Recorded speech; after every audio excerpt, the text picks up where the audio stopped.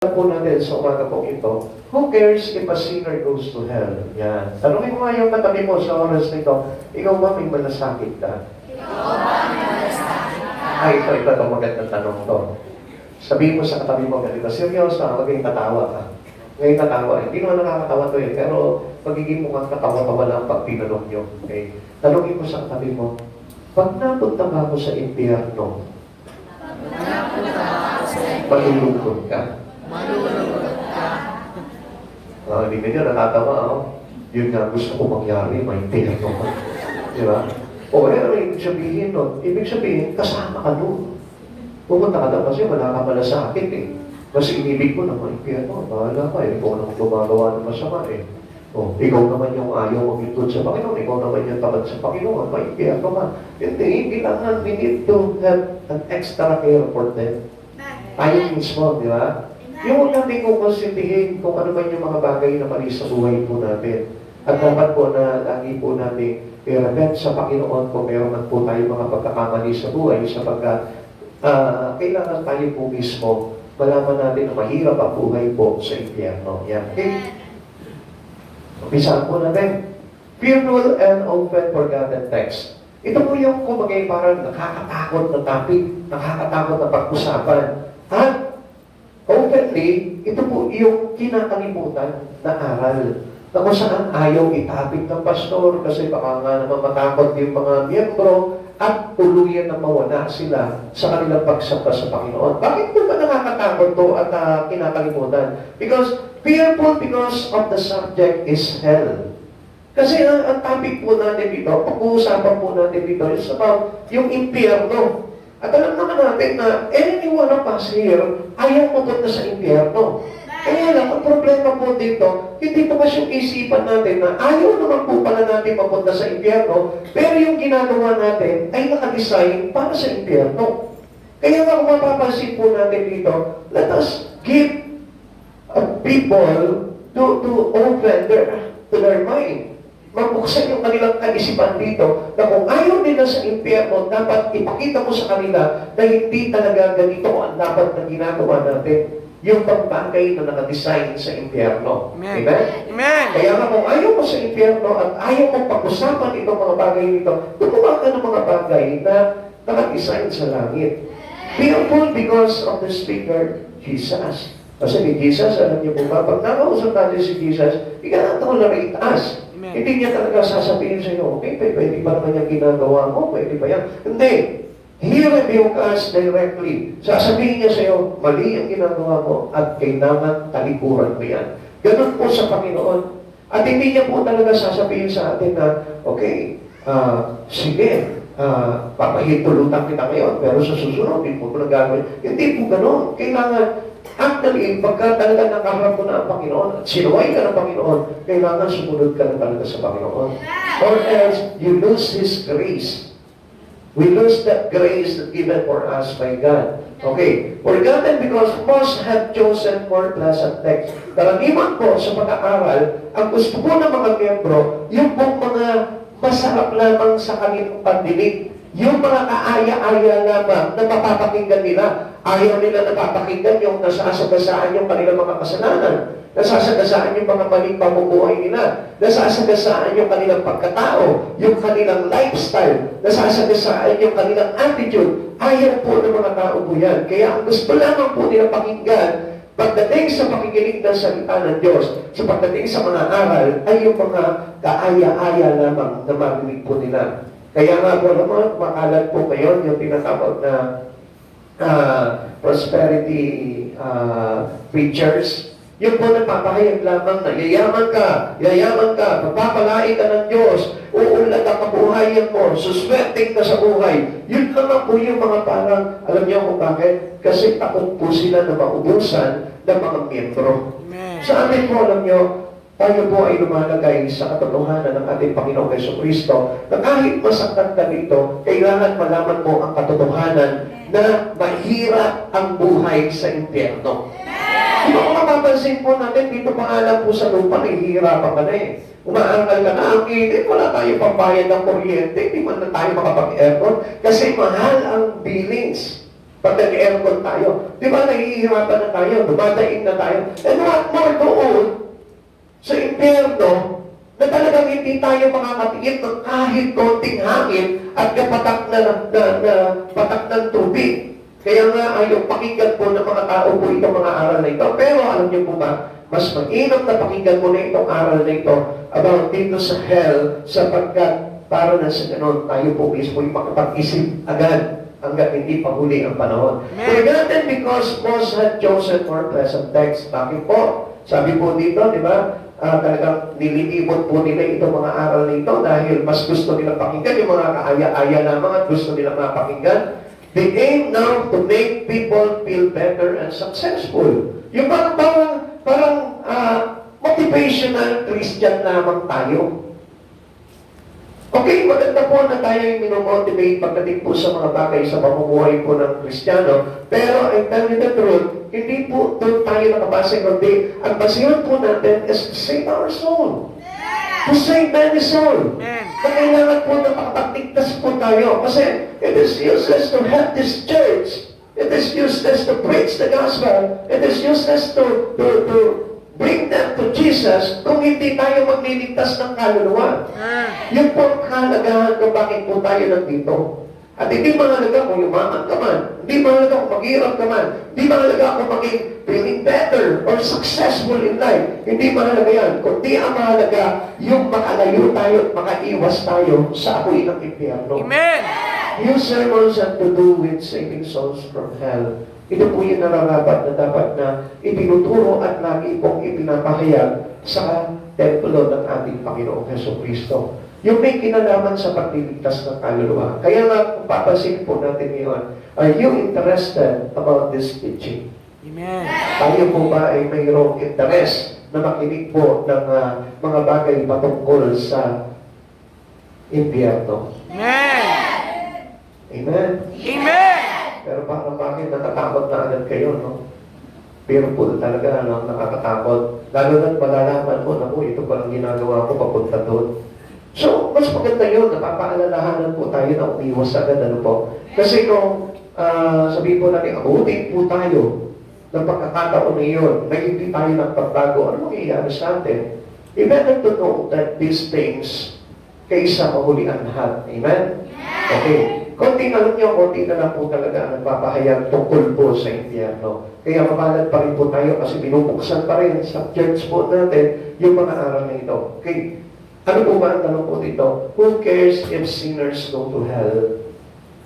Sino pa po ba yung magmamalasakit dito? Tanungin mo nga ulit yung katabi mo, magmamalasakit ka ba sa isang taong patungo sa impyerno? Magmamalasakit ka ba sa isang taong patungo? And then, tanungin mo na rin yung sarili mo, may malasakit ba ako kung ako'y mapunta sa impyerno? Nakakatakot, ano? Kaya nga, iwasan natin yung mga bagay na magtutulak sa atin patungong impyerno. Ganun lamang po yun. Who cares if sinners go to hell? Unang-una, sino po ba yung may malasakit? Number one is our Father God. He cares. Amen. The God the Father cares for our soul. Amen. Siya po yung unang-una na may malasakit sa kaluluwa mo kung bakit ka nandito ngayon. It is not your parents, it's not your friend, it is not your pastor, but our God the Father. Bakit po ba? Ano po ba sinabi po dito? Kung titignan po natin, the Father cares and sent His Son. Di ba? Kaya po tayo nagkaroon ng kaligtasan dahil po sa Ama. Isinendaw niya po sa atin dito yung kanyang kaisa-isang anak na ating Panginoong Jesucristo. Ang sabi mo dito, for God so loved the world, sapagkat kayo na naman ang pag-ibig ng Diyos sa katauhan, kaya ibinigay niya ang kanyang kaisa-isang anak upang sino man sumampalataya sa kanya ay hindi mapahaba, kundi magkaroon ng buhay na walang hanggan. This is the purpose of our Father. Kung bakit nandito ka ngayon? Dahil sa Ama. Dahil sa ating Diyos Ama na nandyan, na laging nakabantay po sa atin kung bakit ngayon, inaalaw niya ngayon na magkaroon at tumanggap ka ng kaligtasan. Sa pamamagitan po ng kanyang buntong na anak na ipinagkaloob sa bawat isa sa atin, tayo po yung mayroong pag-asa na magkaroon ng kaligtasan. Only just to believe in Christ Jesus. And whoever believes in Christ Jesus shall not be perished. Na kahit na sabihin po natin ang dami naming pagkakasala sa buhay, pero kapag tayo po'y sumampalataya sa Diyos at patuloy na ipinamuhay natin yung ating pananampalataya, pananalig kay Kristo, meron po tayong kasiguraduhan na hindi tayo mapapahamak, kundi magkakaroon tayo ng buhay na walang hanggan. This is a powerful verse. John 3:16 is a powerful verse composed of God's love, God's care, and God's sacrifice. So ipinapakita po dito kung gaano katindi yung pag-ibig ng Diyos, kung gaano katindi yung malasakit ng Diyos sa buhay po ng mga isa sa atin, at kung gaano katindi yung sakripisyong ginawa nitong Diyos na ito para lamang tayo'y maligtas. Amen. Kaya kung mapapansin po natin, is a like person on earth. Hindi po siya katulad po natin. Hindi siya katulad natin na kung minsan magkasala ka sa tao, wala ka na, reject ka na sa tao na yun, bahala ka na sa buhay mo, ma-impyerno ka na. Kaya nga, we need to have a heart who cares for a lost soul. Amen. Kaya nga, kailangan na tayong lahat, meron tayong malasakit kahit na sa kadalit mo. Kaya nga, sinabi po ng Biblia, na love your enemy, kahit yung kaaway mo, kahit yung nagkasala sa'yo. Kaya nga, may aral na forgiveness because we need to have a care for a lost soul. Amen. Kailangan magkaroon tayo ng malasakit. Minsan, di ba, kapag may nakaaway ka, may impyerno ka sana, may impyerno ka sana. Isinusumpa mo, may impyerno ka sana. Natutuwa ka kapag gumagawa siya ng kasalanan na papunta sa impyerno to. Bahala ka sa buhay mo. Hindi kita pagmamalasakitan. Bahala ka, maulog ka sa impyerno. Ganun tayo eh. Pero ang Ama, our Father God in heaven, hindi siya nag-isip na gano'n. Kahit na tayo lumabag sa kanyang pautusan, kahit na tayo ay sumira sa ating tipan, sa ating pangako, our covenant breaker, naging covenant breaker tayo sa Panginoon, pero still, lumisip pa rin siya ng paraan para pagmalasakitan ng kaluluwa po ng bawat isa sa atin.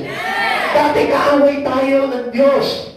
Nung tayo'y makasalanan pa, pero inibig niya na tayo. Amen. Kaya nga, alam niyo po, tayo po tayo po yung medyo selfish. Masyado tayong sakim. Dahil nawawalan tayo ng malasakit sa kaluluwa, kaya nga pagka, halimbawa, nakita po natin mga kapatid po natin, ay, absent siya, bahala siya, malaki na siya, matanda na siya, bahala siya. Kung hindi siya maligtas, bahala na siya. Nagkukulang po tayo ng paalala po doon. Minsan kapag may problema po yung isa, bahala ka dyan, naglalamig ka na, bahala ka. Maimpyerno ka. Ganun po palagi yung ating kaisipan. Halos tayo pa yung sumisipa sa kanila. We push them to go into hell. Tayo pa yung sumisipa sa kanila. Instead na hapakin natin sila, uy, naku, baka maimpyerno ka dito. Ayaw kita na maimpyerno ka. Kapatid sa Panginoon, alam niyo po ba, na hindi po tayo dapat ganoon. Sapagkat ang Lord po mismo sent His only begotten Son, for whoever believe in Him shall not be perished, hindi mapahamak, kundi magkaroon ng buhay na walang hanggan. Para sa atin yun.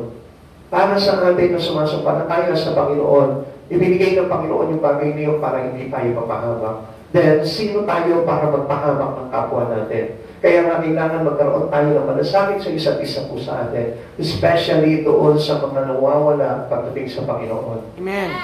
At alam niyo po ba, matuwa po tayo kapag lumalago po yung mga kapatiran po natin sa Panginoon. At malungkot naman po tayo kapag kita po natin sila nalalaglag. Amen. At magkaroon tayo ng malasakit doon sa mga bagay niyo. Sabihin mo nga sa katabi mo, magkaroon ka naman ng malasakit. Magkaroon ka naman ng malasakit. Kaya nga, pinapakita po dito sa verse na ito, John chapter 3:16, powerful verse. Sabi niya, napakamakapangyarihang verse ito sa Bible, na kung saan ito po ay binubuo ng pag-ibig, ng malasakit at sakripisyo ng Diyos. Ang tanong dito, mayroon ka ba nitong tatlong bagay nito para maging larawan ka ng malasakit ng ating Panginoon?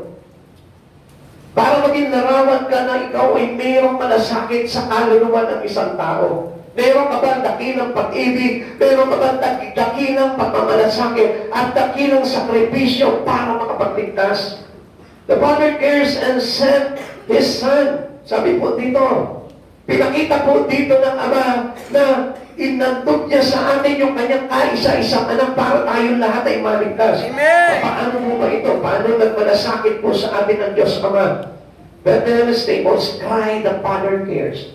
Yung pagpapaanak po dito kay Jesus doon po sa sabsaban, doon po sa kwadra ng isang kabayo, ng isang baka, ng isang kalabaw, ng isang kambing. Ang isinisigaw po doon, yung malasakit ng Ama. Kaya po doon din na si Jesus, ibig sabihin, He cares for every one of us. Kapatid, huwag ka magtaka. Kahit na hindi ka kabayo, kahit na hindi ka baka, kahit hindi ka kalabaw, pero ang Diyos na ito, doon dinala yung kanyang anak. Naintindihan niyo po yung ibig ko sabihin? Doon niya inilagay, doon niya ipinanganak yung kanyang anak para na sa ganon, maabot ng lahat ng klase ng tao. Amen. Anong ibig sabihin nito? He cares. The Father shout for His cares.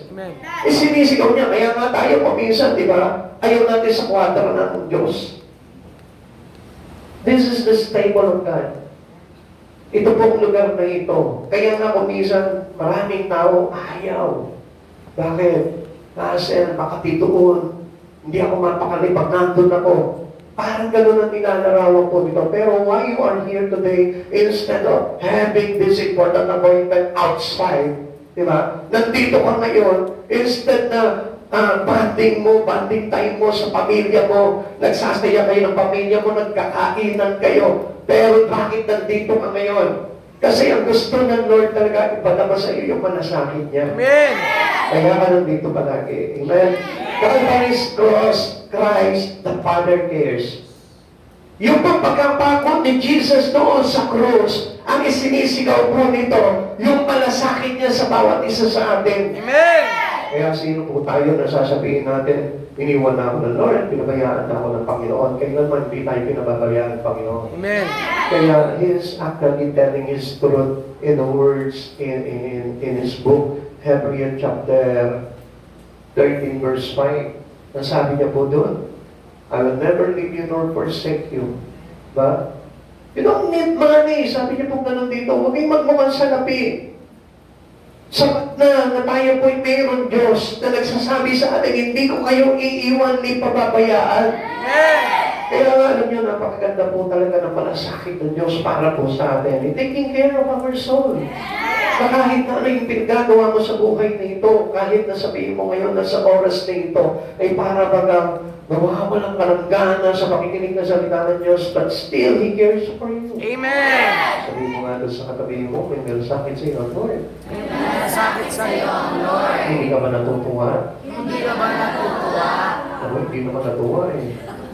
Oh, dapat nga masaya ka. Yes. Di ba? May malasakit sa akin ang Panginoon. Hindi. May malasakit sa iyo, Lord.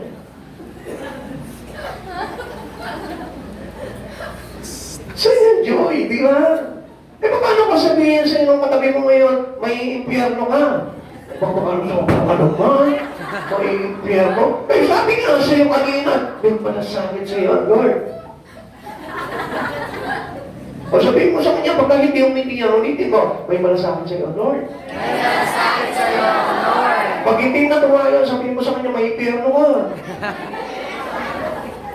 Huwag natuwa pa, doon sa may impyerno. Ano ba naman yan? Kung sinabihin, may impyerno ka, natuwa pa. Kapatid sa Panginoon, hindi biro ang impyerno. Kaya ang Diyos nagmamalasakit sa atin sapagkat ayaw ng Diyos na mapunta tayo lahat sa impyerno. Amen? Amen. Amen? O sige, ulitin natin. Sabihin mo, may malasakit sa iyo ang Diyos. May malasakit sa iyo ang Diyos. Aba, hindi pa rin talaga nagalak. Ulitin mo sa kanya, hanggat hindi nagagalak yan.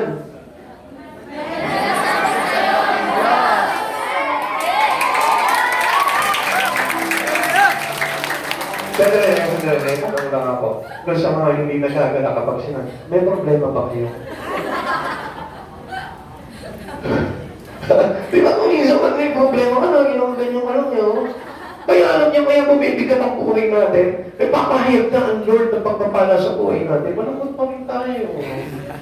Di ba? Supposed to be, dapat si Christ yung malungkot, pero alam niyo, nung pinako si Jesus sa cross, natuwa pa siya. Bakit? He knows that the victory coming. Amen. Diba? Alam niya na parating po yung tagumpay. tagumpay. Kaya nga, alam niyo mga kapatid sa Panginoon, huwag ka mang problema. Amen. Kasama tayo niya lagi may problema, kaya tuloy hindi na natin magawa tumawag eh. Kahit na nagpapatawanan, seryoso ko rin yung buhay. Amen? Yeah? Ikaw mo nga yung katabi mo. Tanongin mo, wala ka pera, no? Hindi ka makakapera niya. Tama. Pag lagi malungkot, malayo ang pera. Amen. Amen. Malamang, yung masungit na pera rin, ang magkaroon ka. Diba? Ha? Sino ba yung mga masungit na, picture sa pera? Ha? Ay, hindi masungit. Pakit nga yun. Pakit nga yun. Orange. Ha? Orange. Yung orange, masungit ba itsura nun? Ba, ito? Ha? Sige, so. Diba? Nalayo na tayo. Okay? Okay. Saan na tayo?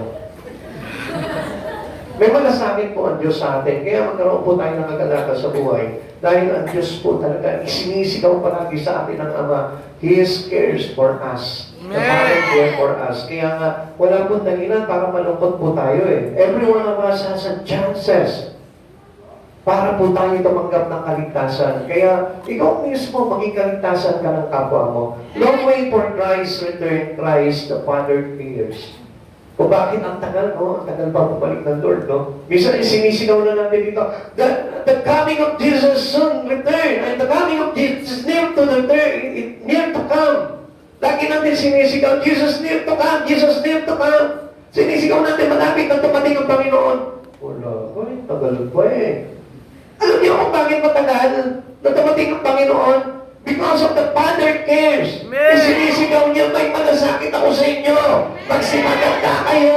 Magsipaganda kayo. Alam niyo kung bakit hindi pa tumarating ang Panginoon? Kasi nga may malasakit sa atin ang Ama. Kaya kung mapapansin po natin, even the Son of God didn't know the time He returned. O hindi niyo napansin? Kahit si Jesus mismo, hindi niya alam yung araw ng pagbabalik niya. Ano sabi niya? Only the Father knows. Even the angels, hindi nila alam. Kaya pala dahil yung malasakit ng Ama, dahil kaya niya po dinidelay yung pagdating ng ating Panginoon, dahil may malasakit siya sa iyo. Amen. At ayaw niya na abutan ka sa kanyang kalagayan mo. Amen. Kaya hindi mo napapansin, kahit na tamad-tamad ka, di ba, sa pag-church. Pero anong ginagawa ng Lord?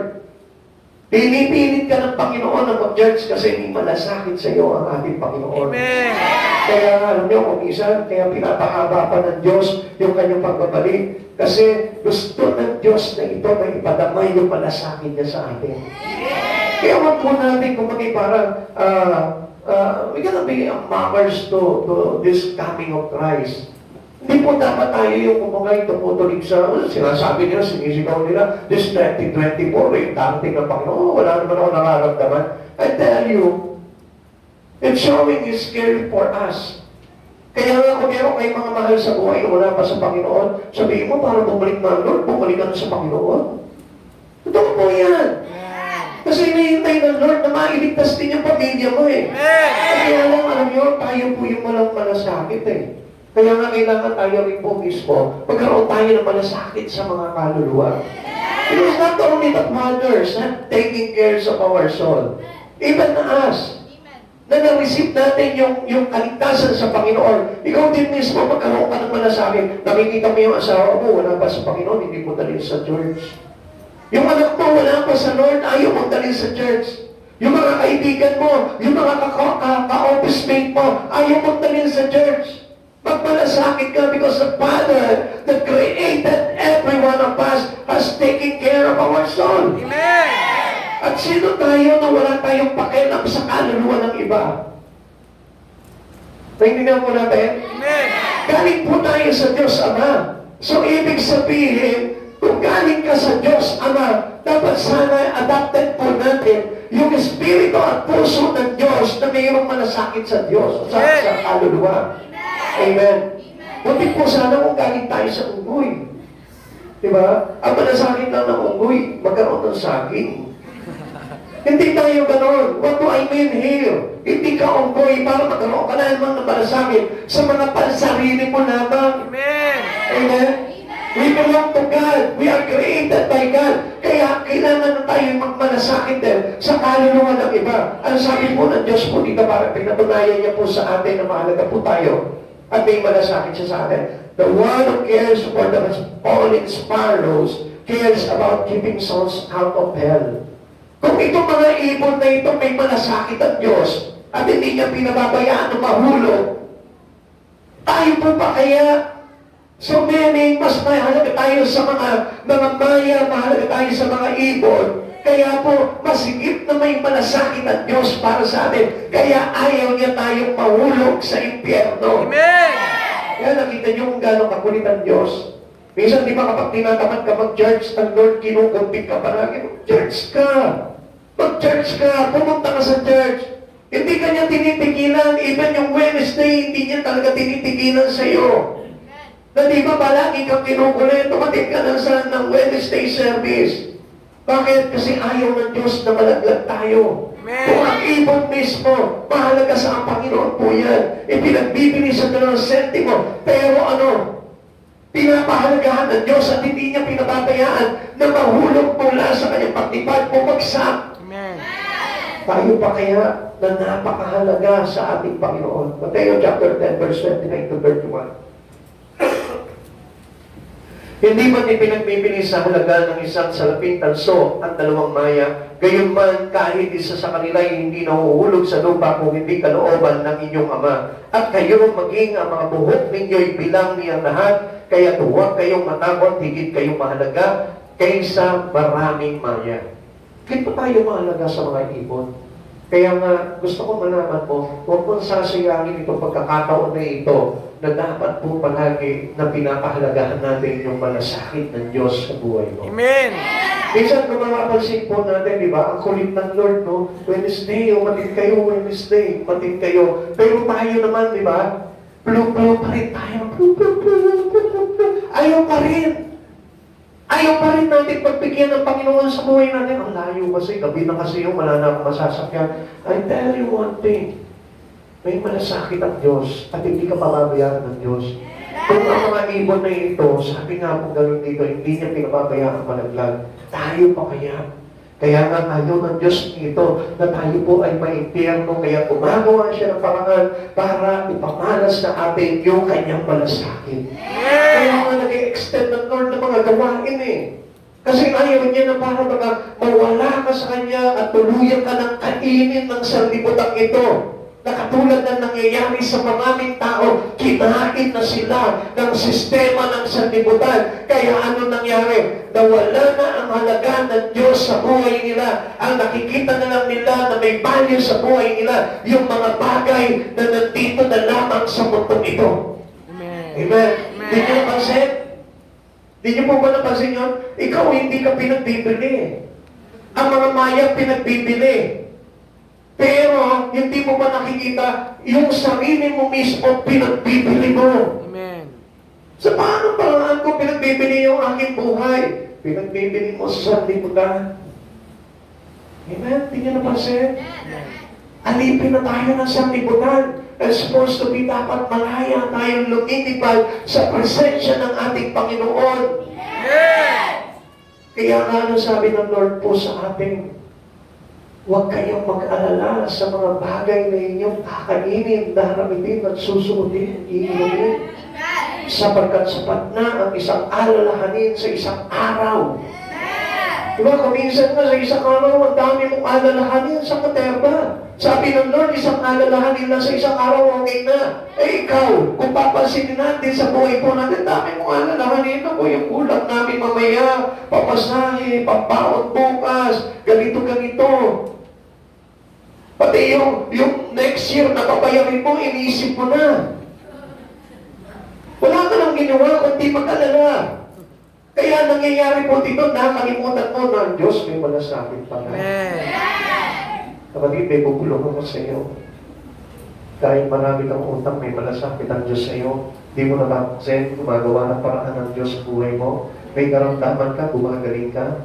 Wala kang pamalay-malay, di ba? Kapag ka natupok ka lang ng ospital, nagbayad ka, magaling ka na. Is it miracle? Yes, that was a miracle of God.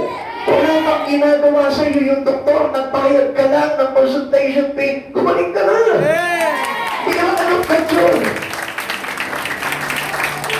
Diyos, kung makikita lamang po natin, di ba? Nagpunta kami, may pakiramdam ko, dalhin niyo ako kay Velasquez, dalhin niyo ako kay Lopez, dalhin niyo. Lahat na ng hospital pinagdala. Pagdala mo doon, kinekap ka lang, ano nararamdaman mo? Ito kaya nga ako napunta dito, kaya nga kayo pa nagtanong sa akin.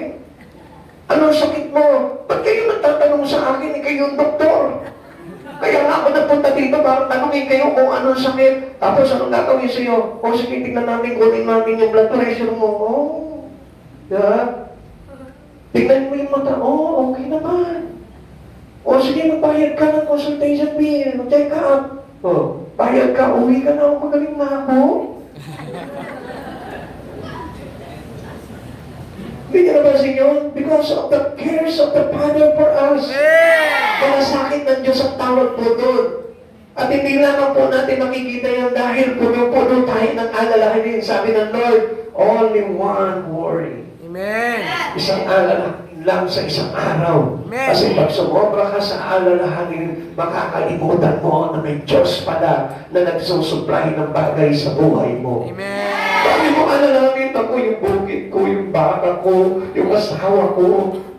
Kaya nagkakulog na dahil sa dami mong alalahanin. Ang ginawa mo ngayon, pinuntahan mo yung baka ko, magluto ka ng baka. Tapos yung asawa ko, doon itinali mo sa bukid. Dahil sa kalituhan mo sa alalahanin, nagkabalik-baliktad na lahat. Ha?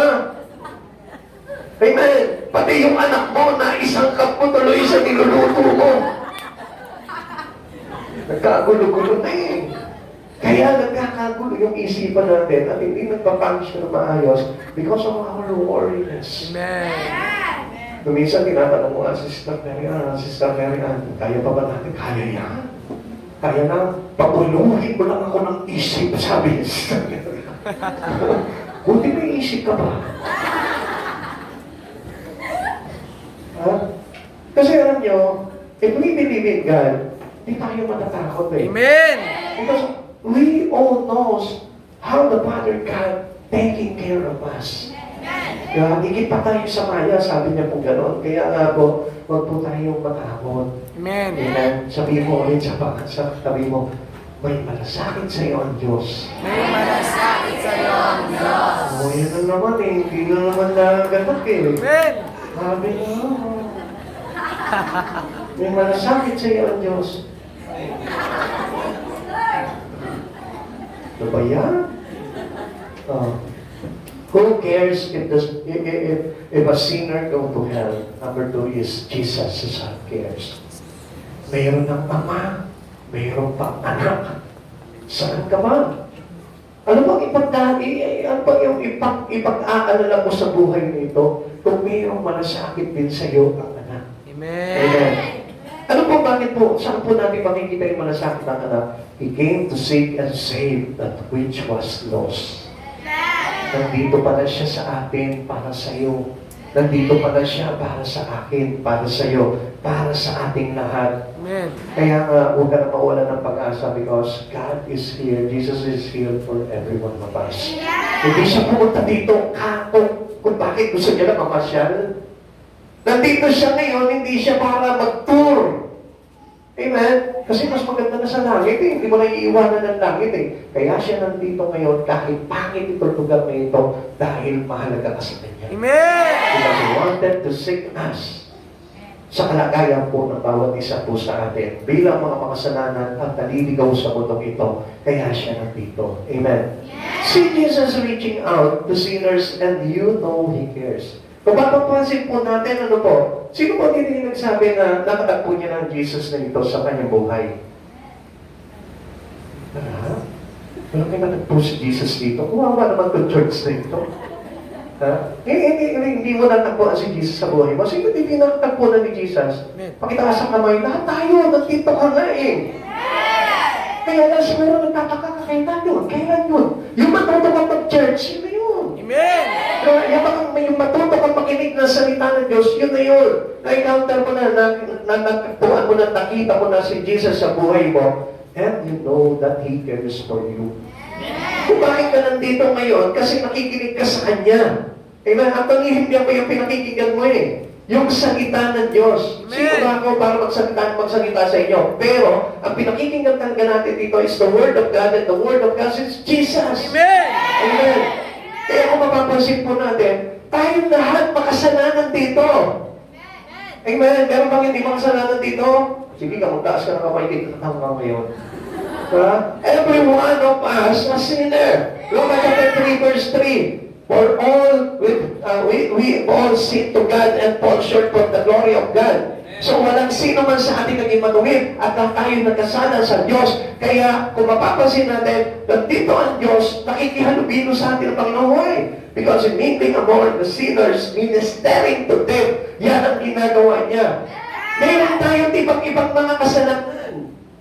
Lahat tayo dito, iba-iba yung mga kasalanan po natin. Obviously, alam natin dito, baka lahat ng kasalanan o ng kasalanan nandito ngayon. Amen? Gusto po ba natin, tawagin pa po natin si Brother Sebastian para maisigaw lahat ng kasalanan naman? Ulitin natin yung last Sunday? Gusto niyo po? Lahat ng kasalanan nandito nga. Kahit nilihim natin yun, but still, Jesus is here. Ang sabi niya gano'n, meron man 2-3 tao nagatipon sa aking pangalan, nandun siya kasama natin sa ating kalagitnaan. Amen. So, He is here. Amen. Yung pagkasungit-sungit mo ngayon, nandyan lang pala si Jesus katabi mo. Yung pagkadamot-damot mo, nandyan si Jesus. Yung pagkasama-kasama ng ugali mo, nandyan si Jesus. Yung pagiging isnabero mo, yung suplada mo, yung pagiging makasarili mo, yung pagiging magpakao mo sa kalayawan, nandyan si Jesus kasama mo. Yung pagiging magdaraya mo, manloloko mo, yung mga pang-iisa mo, nandyan pa rin si Jesus. Nakikihalubilo sa atin. Why? Because He taking care of our soul. Because He need to ministering us. Kaya nga ipinapahayag sa atin yung salita niya at gusto kong malaman mo, makinig ka sa salita niya dahil yung salita niya ang naghuhugas na lahat ng kasalanan ng ating mga pagkakasalanan. Jesus taking care of us. Luke chapter 15 verse 2, nagulong-gulungan ang mga Pariseyo at mga tagapagturo ng kautusan. Sabi nila, ang taong ito'y nakikisalo sa mga makasalanan. Ginawa ni Jesus yun, ginawa ni Jesus yun because He taking care of us. Mga kapatid sa Panginoon, bakit po ganito mayroon tayo sinasabi sa Biblia na hindi naman po pala masama na makihalubilo tayo sa mga masama? You are not Jesus. Because Jesus is a clean God. Tingnan niyo ha, pansinin niyo na ha, look at His purpose. Natitignan po natin yung layunin ng Diyos. He is clean and yet He is mingling to the people unclean. Ha? Ang linis ni Jesus pero nakihilupilo siya sa masama, sa mga marurumi, sa mga makasalanan. Parehas lang yung story natin. No. We are not the same in Jesus. Because Jesus is clean. Amen. Malinis si Jesus. And look at His purpose. Ano yung purpose niya? To save them. Amen. Because He's taking care of the soul of this lost. Amen. Meron siyang malasakit. Tayo po ba? Bakit po tayo nakikihalubilo sa mga masasama? Hindi naman tayo nakikihalubilo sa mga masasama dahil gusto natin silang iligtas Kasi kaibigan ko siya. Then, you tolerate them. Natotolerate mo sila. Kunti sana kung ginagawa natin, nakikisamuha tayo sa mga masasama, pero pinapakilala natin sila sa kabutihan ng ating Panginoon. Amen? Is it the same? Is it the same? Parehas po yun? Hindi parehas po yun. Kasi ang purpose, ang nagkakaiba po dito, the purpose of God is taking care of your lost soul. Amen. Gusto niya na mailigtas tayo. Pero yung tayo, yung pakikisama natin sa mga masasama, ay hindi naman layunin natin na maligtas sila. If you have the same purpose with God, then it is good. Maganda po yun. Kung nakikisalamuha ka sa masama, and then later on, madadala mo sila sa kabutihan ng ating Panginoon, you're good. Because you have the same purpose with Jesus. So sa madaling salita, adapted mo yung Espiritu ni Jesus, pero kung nakikisalamuha ka sa masama at nakikisa ka sa kanilang masamang gawa, ano sabi po ng Panginoon? Ay sa kanilang kasalanan. Amen. Amen? Ay ganun pa pala yun eh. Kaya nga po pinuturo sa atin ng Panginoon that we need to have as a Christian a purpose like the purpose of God. Amen. Kaya tayo nandito ngayon because our purpose is to be ministered by God, by Jesus. Kaya ka nandito ngayon. Kaya napakahalaga po talaga ng pag-church. At gusto ko po na malaman po ninyo, dahil dito tayo kinakatag po talaga ng Panginoon. Reaching one more sinners on the cross. Tingnan niyo po si Jesus. Doon siya ipinako sa cross, meron pa po siyang nailigtas. Yung isang magnanakaw na kung saan umamin sa kanyang sala at kinilala si Jesus sa kanyang buhay. Nawalan niyo po ba?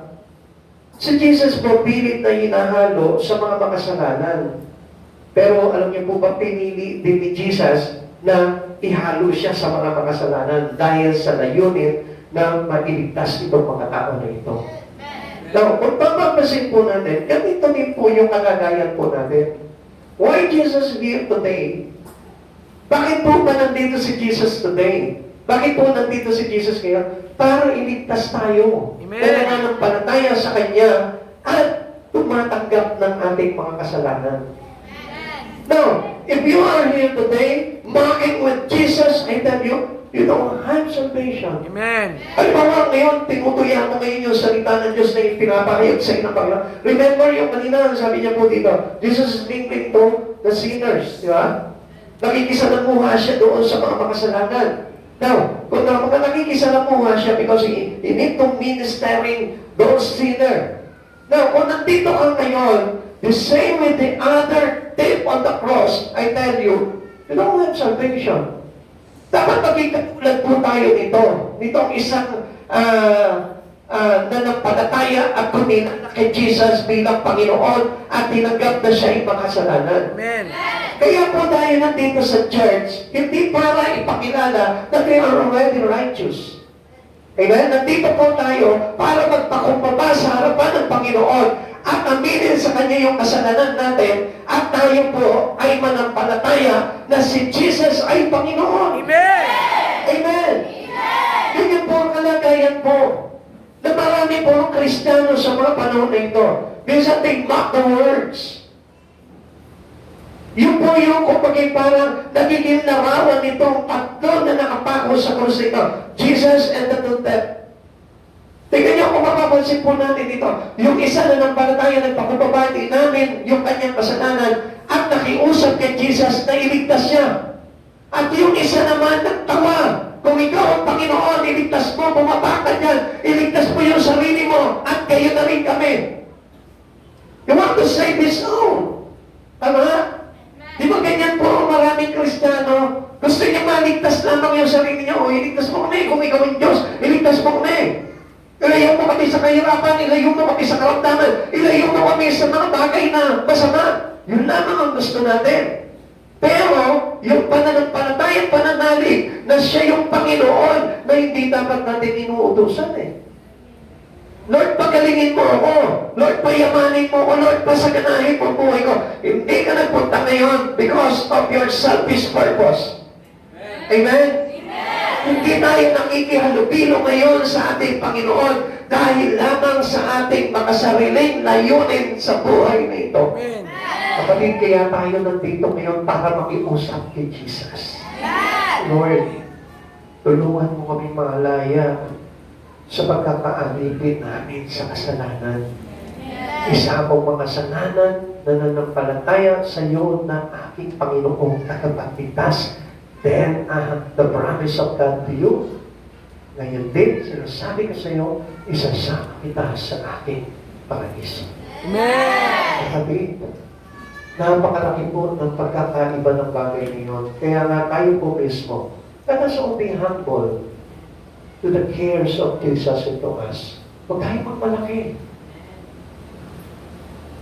Hindi po ito parang obligasyon ng ating Panginoon na tayo po iligtas, kundi isa po itong kabahag, Amen. kagandahan loob na ibinubuhos niya sa bawat isa sa atin para sa ganon tayo po ay magkaroon ng kaligtasan. Luke chapter 23 verse 39 to 43, tinuyarin siya ng isa sa mga salaring nakapako sa tabi niya. Hindi ba ikaw ang Kristo? Iligtas mo ang iyong sarili, pati na rin kami. Ngunit pinagsabihan naman ito sa kanyang kasama, wala ka bang takot sa Diyos? Ikaw ay pinarurusahan din tulad niya. Bakit sa Panginoon, we must realize that we are all sinners. Pag hindi mo na-realize na ikaw may kasalanan ka, hindi mo matututunang magmalasakit sa kapwa mo, Amen. sa kanyang kaluluwa. Kaya maraming tao walang malasakit sa kaligtasan ng isang tao dahil siya mismo hindi niya nakikita yung kanyang kakulangan sa harapan ng Panginoon. Amen. But if you know your fault, your lackness in God, I tell you, ikaw mismo malalaman mo na mahalaga ang kaluluwa ng tao para sa ating Panginoon. Amen.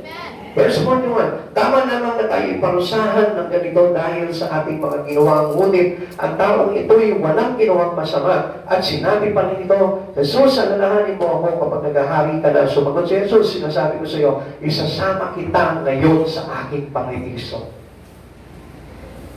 Kapag naging katulad po tayo nitong isang magnanakaw na ito, hindi magdadalawang isip ang Panginoon na isama po tayo doon. Nakita niyo, it is a great moment for this step. Na kung saan yung isang oras na yun, manggap siya ng kaligtasan sa Panginoon. Hindi na known Christ Jesus. Hindi niya kilala si Jesus. Pero nung first encounter niya pa lang kay Jesus, ang pangit pa ng kalagayan po nila. Pero nanampalataya po ito si Jesus. Amen. How many of us, nasa pangit ng kalagayan, kinalag po ng Panginoon, nanampalataya ka agad sa Panginoon? Minsan doubted pa tayo. And minsan we mock God. Kapag nandun tayo sa ganung pagkakataon, the first time we encountered Jesus, minsan tinutuya pa natin ang Panginoon. Oh, di naman totoo yan, di ako naniniwala dyan. Actually, mayroon na akong ibang pananampalataya at hindi na ako naniniwala dyan sa mga pinagsasabi-sabi niya sa harapan. And tell you one thing, hindi mo tatanggapin yung instant salvations in God. Dahil ang Diyos na ito, madali po magpatawad at madali po siyang magligtas ng kaluluwa dahil sa kanyang grabing malasakit sa tao. Amen. Kaya sabi niya po ito sa magnanakap na umami ng kasalanan niya at tumilala sa Panginoon. Sumagot si Jesus, sinasabi ko sa iyo, isasama kita ngayon sa paraiso ko. Kapatid, kung nananampalataya ka na sa oras na ito na ikaw ay isang makasalanan na nagkulang sa Panginoon at walang karapatan, at kinilala mo ang Panginoon sa buhay mo, I tell you, this time, ngayon pa lamang, I tell you, you have salvation in God. Amen. Huwag ka na mag-aalinlangan po doon. Kapag ipinapahayag mo, sa harapan ng Panginoon yung kasalanan mo at tinanggap mo sa Kristo, for sure, maliligtas ka dyan. Amen. Huwag ka na mag-isip, huwag ka na magduda, huwag ka na mag-aalinlangan pa. Basta isipin mo na sa oras ito, nandyan si Jesus, kinakatakbo ka sa iyong karumihan, sa iyong kasalanan, at sa oras nito, kapag nanampalataya ka sa Kanya, you will not be perished. Amen. He is sending His disciples into the world. Ganito kahalaga, at ganito magmalasakit ang ating Panginoong Jesucristo. Anong ginawa niya? Yung kanyang mga alagad, ano sabi niya? Umayo kayo, gawin ninyong alagad ko ang lahat ng bansa. Ito yung pinakamalaking malasakit ni Jesus sa mga makasalanan. Isinubo niya yung kanyang mga alagad sa buong mundo. Amen. Kaya nga, kung mapapansin po natin, nandito ka ngayon. Kasi bakit? Nandyan yung kanyang mga alagad. So meaning, kung nasaan yung mga alagad, nandun si Jesus. Amen. Alam niyo po ba yung sinabi po ng Biblia? Where Jesus is, there is their disciple. Amen. So sa madaling salita, kapag may nagpapahayag sa iyo ng salita ng Diyos, ibig sabihin niya, inabot ka ni Jesus, nandyan si Jesus ngayon sa oras na ito. Kasi si Jesus yung nag-utos eh. Amen. Ang sabi niya kung gano'n, umayo kayo. Gawin ninyong alagad ko ang lahat ng bansa. Mateo chapter 28, verse 18 to 20, lumapit si Jesus at sinabi sa kanila, ibinigay na sa akin ang lahat ng kapangyarihan sa langit at sa lupa, kaya tumayo kayo, gawin ninyong alagad ko ang mga tao sa lahat ng mga bansa. Bautismuhan ninyo sila sa pangalan ng Ama, ng Anak, ng Diyos, ng Espiritu Santo. Turuan ninyo silang sumunod sa lahat ng itinuutos ko sa inyo. Tandaan ninyo, ako'y laging sa inyo. Ako'y laging kasama ninyo hanggang sa katapusan ng panahon. Mga kapatid sa Panginoon, pag may nagpapahayag patungkol sa katotohanan kay Heso Kristo, ang ibig sabihin niyan, nandyan sa harapan mo si Heso Kristo. Amen. Remember that He sent His disciple all over the world. Ipinangalan niya lahat ng kanyang mga lingkod para katagpuin ka lamang. Si Jesus po yun. Kaya the Spirit of Jesus was there. Nandun sa kanila yung Espiritu ni Jesus. Kaya sa oras nito, kung naniniwala ako, nandito si Jesus sapagkat pinag-uusapan natin yung salita ni Jesus at may nagmamalasakit sa atin walang ibang kundi si Jesus. Amen. Amen. Ikatlo, who cares if the sinners go to hell? The Holy Spirit cares. Ang banal na Espiritu. Pakinggan niyo po mabuti po ito. Ang banal na Espiritu Santo ay pinakamaging malasakit na kung saan makikita natin sa buhay po ng bawat isa sa atin. Okay, tignan po natin. The Holy Spirit coming on the day of Pentecost. Tignan niyo po ha. Hindi siya basta bumabalang at nilagyan na ng kapangyarihan itong mga alagad na ito. Kundi, ano po ba nangyari dito sa Acts chapter 2? Tignan natin. Empowering believers to witness. Siya po yung bumanaw sa mga tao na ito, sa mga alagad, para po abutin lahat ng mga tao sa buong mundo. Amen. The Holy Spirit. Amen? Amen. Kaya if you have the Spirit to be a witness, I tell you, you have the Holy Spirit. Kung meron kang Espiritu na magligtas ng kaluluwa, may malasakit sa kaluluwa, you have the Holy Spirit. Because it is the Holy Spirit working in you. Pero kung wala kang pakialam sa kaligtasan ng mga kaluluwa, sa kaligtasan ng mga tao, ng mga mahal mo sa buhay, you don't have the Holy Spirit. Because the main purpose of the Holy Spirit is for you to be a witness. Amen. Pansinin nyo, He empowering believers to be a witness. So sa madaling salita, pag tinanggap mo ang banal na Espiritu ng Diyos, you have power. And this power, ito yung magtutulak sa iyo para magkaroon ka ng malasakit sa kaluluwa. Para magligtas ka, para mag-save ka, para magkakay ka, para umayo ka, para ipayat mo ang salita ng Diyos. It is the work of the Holy Spirit in you. Now, how can we know if a person or a Christian has the Holy Spirit?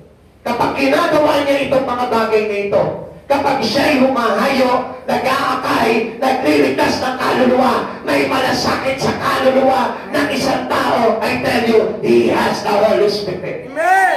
Pero kung wala kang pakibahala ka, mapahamak ka, basta ako nakakilala na ako sa Panginoon, ikaw, bahala ka. And you don't give them encouragement. And you don't give them ministering. The words in Christ Jesus, I tell you, wala kang Holy Spirit. Amen. Amen. Kaya ano nangyari nun? Nung hindi pangat po nila yung pagpapala ng Espiritu Santo, kinasihan po sila ng kapangyarihan ng panal ng Espiritu Santo at sila po ay humayo sa buong mundo. And then 3,000 saved in the day. Nakapagligtas po sila ng marami. 3,000 kaluluwa agad ang naligtas nila because of the power of the Holy Spirit. Now listen mga kapatid sa Panginoon, tayong lahat ay may banal na Espiritu ng Diyos. Kaya lang we ignore that command into us by the Holy Spirit. Kaya nga tayo nandito ngayon, kung wala kang Holy Spirit, wala ka dito. Amen. Amen. Amen. Kaya lang ang problema po dito, we ignore the Holy Spirit. We neglect the command in you by the Holy Spirit. Kaya napapabayaan po natin. Kaya po tayo nagkukulang sa mga kaluluwa na madala sa Panginoon because of the absence of the obedient spirit that coming from Him. We need to be obeyed. We need to obey God in our life. Amen. Kaya nga kung nag-aakay ka, ibig sabihin nun, nakikinig ka sa Holy Spirit. O halimbawa, let's say, may mga anak ka, no? Anak, kailangan tayo mag-church ngayon. Kailangan makapakinig tayo ng salita ng Diyos. You have the Holy Spirit. So, paano baka ayaw nilang sumama? You have no power. Kasi hindi mo sila makonvince eh. Pero, alam natin na meron talagang rejection. Pero papayag ka ba na halimbawa yung pamilya mo na nagre-reject ay hindi ka isa ni Jesus? Siyempre hindi ka papayag. At hindi mo papayagan po yun. Kaya anong gagawin mo ngayon? Hihingi ka ng kapangyarihan sa banal na Espiritu Santo na tulungan ka sa bagay niyon. At hindi ka titigil doon. Pero kung ikaw mismo, wala kang malasakit na limbawa, o sige, diyan ka na lang. Bahala mo sa buhay mo. Basta kung hindi ka maligtas, bahala ka, huwag mo masisir. I tell you, there is a problem in you. There is a problem in your spirit.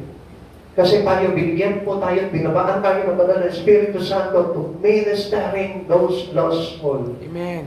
Kaya dapat maintindihan po natin. Still speak through Christians to reach lost one.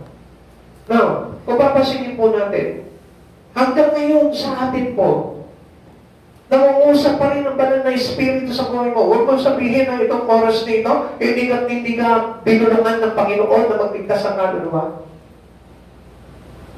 Sige nga po, tatanungin ko nga po ngayon sa inyo. Ikaw, nung makakilala ka sa Panginoon, hindi ba parang sinabihan ka ng Panginoon ng banal na Espiritu, mag-akay ka? Sino po dito yung walang ganun bulong? Ay tayo, hindi mo naririnig ang Holy Spirit sa buhay mo.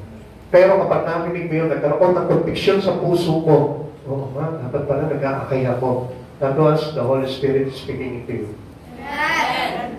Kung hindi ka kinakausap ng Holy Spirit, anong saysay ng iyong pagiging Kristiyano? We all know that the Holy Spirit guide us. Amen. And telling us, which is from the right spirit and from we're from the wrong spirit. Kaya nga kung hindi po tayo aware na makinig po sa bulong ng banal na Espiritu Santo sa buhay po natin, it is useless being a Christian to God. Kasi ginagayad po tayo ng Holy Spirit until now. He's still speaking into us. Amen. Sa totoo lang, itong oras na ito, alam ko, mayroong kinukonbig niyo ng Panginoon po dito. Ang banal na Espiritu. Oh, ba't hindi nga pala ako nag-akay?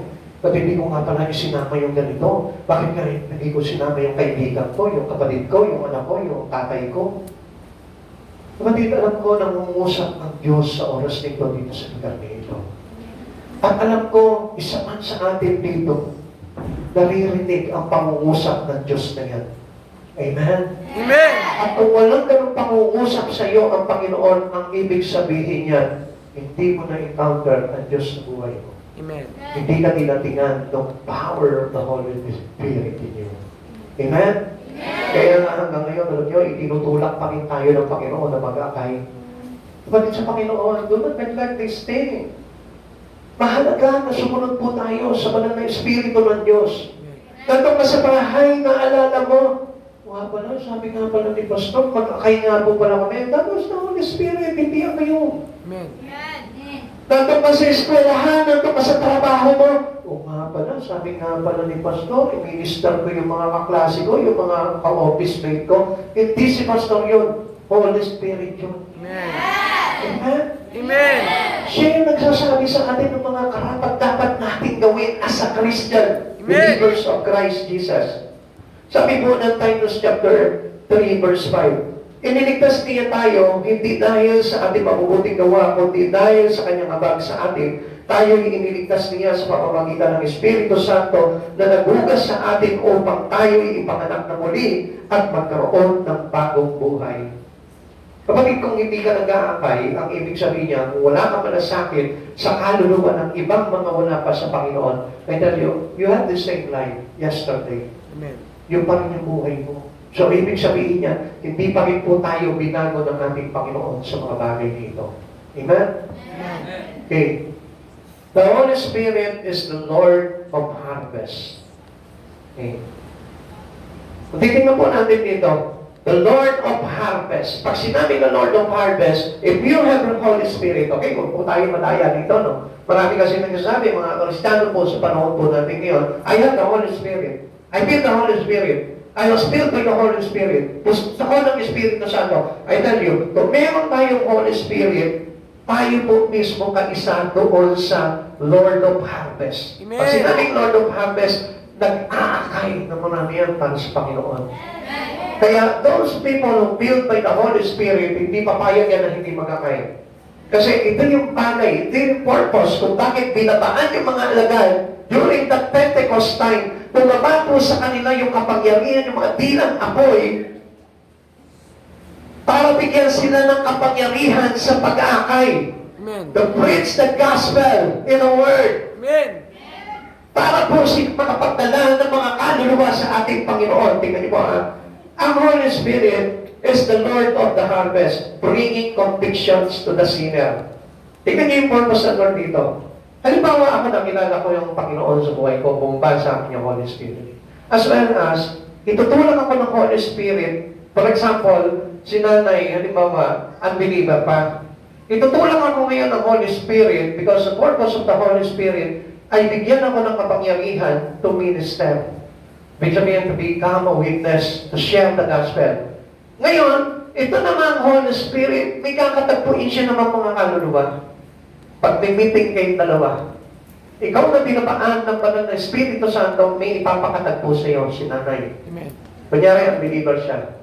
And then, yung ministering power ngayon ng Holy Spirit, bababa kay nanay. At mapapansin mo ngayon, he accept every words that you speak to him. Tatanggapin niya yun. Pero kapag hindi tumatanggap, ibig sabihin po nun, hindi po kinasihan ng Holy Spirit yun. Hindi nagme-minister sa kanya. Amen. Because there is a spirit of rejection in the world. Sa buong mundo, meron po yan. Kaya nga, hindi po tayo pwedeng talagang mag-reject pagdating sa mga bagay sa Panginoon because we have the Holy Spirit. The same as bilang mga lingkod ng Diyos, meron tayong kapangyarihan, the power of the Holy Spirit to set us into many, to minister them, to bring them to Jesus. Amen. Kaya mga kapatid sa Panginoon, tayo magkakamali doon. This is the practices of every Christian. Hindi naman po yung mga naglilingkod sa Panginoon. Tayo po lahat naglilingkod sa Panginoon. Kaya lang nami-misinterpret po natin eh. Kasi nakatingin tayo sa title, oy, pastor, ayan, yan ang mga umakakay. Yan yung mga nagpapahayag. Workers of the church, yan yung mga umahayok. Mali. Actually, hindi ganun tayo nakatingin. Once na nakakilala ka sa Panginoong Jesucristo, tinanggap mo si Jesucristo sa buhay mo, and then, the power of the Holy Ghost coming. Amen. Kasi yun yung magsasend sa'yo, maglo-load sa'yo. Bilang tumanggap kay Jesucristo, hindi ka miyembro tagapakinig lamang. Amen. Pakisabi mo sa katabi mo, hindi ka tagapakinig lamang. Hindi ka tagapakinig Ang lang. sabi ko ng aklat ng Santiago, kung nakikinig ka lamang at pagkatapos na makapakinig, agad mong nalilimutan para kang isang taong umarap sa salamin at nakalimutan ang kanyang anyo. Bakit sa Panginoon, ang sabi ng Diyos, ang mga ganong tao ay hindi pinagpapala. Bakit sa Panginoon, ang ibig sabihin po ng Panginoon po dito, we need to listen about what the Holy Spirit convict us. Amen. Taas ang kamay ng mga may conviction sa oras na ito, na nagsasabi sa kanya, mag-akay ka. Sino mo dito? Yung totoo lang. Pwede makita po yung mga kamay. Walang ano kasi yung malingan, ha? Yung, ayaw mo, sama mo yung kaibigan mo, encourage mo yung kaibigan mo, encourage mo yung pamilya mo, encourage mo. Sino po dito? Yung totoo. Praise the Lord. Ang ibig sabihin niyan, you have a Holy Spirit. Kaya lang, do not ignore the Holy Spirit. Sapagkat ang unit po talaga ng Holy Spirit sa atin ay ituro sa atin, instruct us into the right path to Christ Jesus. Alam niyo po ba, ang isang nag-aanakay ay nakakasiguro ng kanyang kaligtasan. Amen. Amen? Kapag ano sabi mo ng Biblia, sino ang magligtas? Di ba?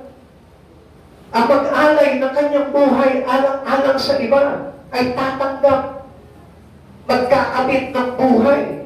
So, sa madaling salita po, the Holy Spirit is the Lord of harvest. Amen. Kaya po tayo inatasan po at bigyan ng banal na Espiritu Santo para maging kaisa niya sa pag-harvest. Amen? Leading Christ to the repentant heart. Now, kung mapapansin po natin dito mga kapatid sa Panginoon, why we preach the gospel? Because we have Christ Jesus in us. And why Christ revealed everything on Him? Bakit kaya? Nire-reveal. Ipinapahayag po sa atin ng Diyos, ni Jesus mismo, sa pamamagitan ng Banal na Espiritu, kasi gusto niya na maipagpatuloy yung mga bagay na ginawa ni Jesus dito sa mundong ito. Amen. Hanggang hindi natatapos itong mundong ito, hindi matatapos yung ginawa ni Jesus. Hindi mapuputol po yun. At sino po yung magpapatuloy nun? We as a believer, we as the one who received the power of the Holy Spirit. Amen. Tayo yun eh. Kaya nga naging born again eh. Kaya nga nagkakaroon ng conversion yung buhay po natin. Yung dating buhay na makasarili, hindi na nagiging makasarili, kundi ginagamit na yung buhay niya para sa kaligtasan ng marami. Amen. Kaya ano nangyayari, regenerating to those who trust in Christ. Ito rin po yung Holy Spirit. Siya yung nagbibigay ng buhay. Kaya dapat ikaw niya mismo nagbibigay ka ng buhay. Amen. Diyan sa mga tao sa paligid mo. Sabihin mo sa kanya, buhay ang dala mo. Buhay ang dala mo. Ako parang hindi ah. Parang yung iba hindi. Sabihin mo nga sa katabi mo, buhay ang dala mo. Buhay ang dala mo. When you have Holy Spirit, you give life. Amen? Nagbibigay ka dapat ng buhay. Amen. Hindi patay ang bigay mo. Amen? Kaya huwag ka magtatrabaho sa kulinarya. Kung born again ka, huwag ka magtatrabaho sa kulinarya. Kasi sila hindi naghahanap ng buhay, kundi naghahanap ng patay. Naintindihan po natin? Hindi ko yan. Wala po kinalaman po yun. Ano po? Amen. Okay, tuloy po natin. Titus chapter 3 verse 5. Wala po kasi tayo kanina. Iniligtas niya tayo hindi dahil sa ating mabubuting gawa, kundi dahil sa kanyang habag sa atin. Tayo iniligtas niya sa pamamagitan ng Espiritu Santo na nag-ugas sa atin upang tayo ipanganak na muli at magkaroon ng bagong buhay. Those conversions happen. Kaya nga, if you have conversion by the Holy Spirit, ito yung mga bagay na ginagawa natin. Kaya, do not believe into someone who's telling you na Kristiyano siya, pero hindi na bago yung buhay niya. Kailangan there is conversion happen. Kailangan that there is a regenerating power of the Holy Spirit happens into you. Mayroong pagbabagong buhay na magandang dapat sa buhay natin. And one thing we should know and we should see into the person who regenerate by the Holy Spirit is who taking care of the lost soul. Amen. A person taking care for the lost soul. Yung merong siyang pagpapahalaga sa mga kaluluwa. Kaya mga kapatid sa Panginoon, workers of this church, kailangan magkaroon kayo ng malasakit sa kaluluwa. Tingin nga mo yung kamay ng mga worker po dito. Ayan, ang dami nating worker po dito. Pero, para mas marami pa po tayo doon sa mga miyembro, sa mga nakakakaya. Kasi mga kapatid sa Panginoon, ang daming i-harvest po niyan. Kaya kailangan tayo po mismo as a convert, as a regenerated in Christ Jesus and by the Holy Spirit, dapat tayo po yung gumagawa ng mga bagay yun. Amen. Pakisabi nga ng mga worker, ako yun. Ako yun. Pakilakas mo na rin, ako ang dapat magakay. Ako ang dapat magkakay. Dapat maging masipag ako magakay. Dapat maging masipag ako magkakay. At yun naman mga nandito, kahit hindi kayo workers, ako dapat 5 ang akay ko. Yan, lulusot na naman kayo eh. Kaya nga hindi nyo maibigay yung talagang the best para sa Lord eh. Kasi ang akala nyo, makakatender lang ako. Uy, gusto ko malaman po ninyo, walang attender. Once nakilala mo si Jesus, pantay-pantay na tayo. Kasi iba po natin yung ganung pananaw eh. Uy, pastor. Okay, tama mo yung magkaroon tayo ng respeto sa pastor. Pero, dapat yung ating pananaw sa puso, kung ano yung trabaho ng pastor, tinatrabaho niyo rin po yun.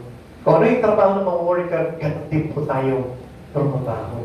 Dahil we have the same Holy Spirit. Isa yung Holy Spirit na yun. At yung power ng Holy Spirit, hindi sasabihin sa iyo, Sister Maylene, ito yung gagawin mo sa kanya, iba naman yan, ha? Magkaiba yan. Ikaw dapat umakay ka, pangalan niyo po, Sister Gemma. Ikaw hindi ka magkakakaya, ha? Hindi ka nawala doon. Every one of us here who receive the Holy Spirit, dapat may malasakit po tayo. Amen. Amen? Hindi ka tinawag para lamang makinig ng salita ng Diyos. Sabi ko nga po sa inyo, kung nakikinig lamang po kayo, hindi niyo ipinapakuha yung salita ng Diyos, so magkakasala tayo sa Panginoon. Amen po ba? Amen. Tuloy po natin. Who cares if the sinners go to hell? Heaven cares. Ang langit mismo nagmamalasakit para sa mga kaluluwa. Joy in heaven over one sinners who repent. Diba? Lipo-lipong anghel sa langit ang nagagalak, nagdiriwang kapag mayroong isang nanunumpalik sa ating Panginoon. Alam mo mga kapatid sa Panginoon, yung pagpunta mo pa lang dito, libo-libong anghel na sa langit na nagagalak. Amen. Yung nananatili ka sa paglilingkod sa Panginoon, makikinig, magsamba, sa pagpupuri sa Panginoon, libo-libong anghel na agad dyan. Amen. Kahit sabihin mo, tulog ka.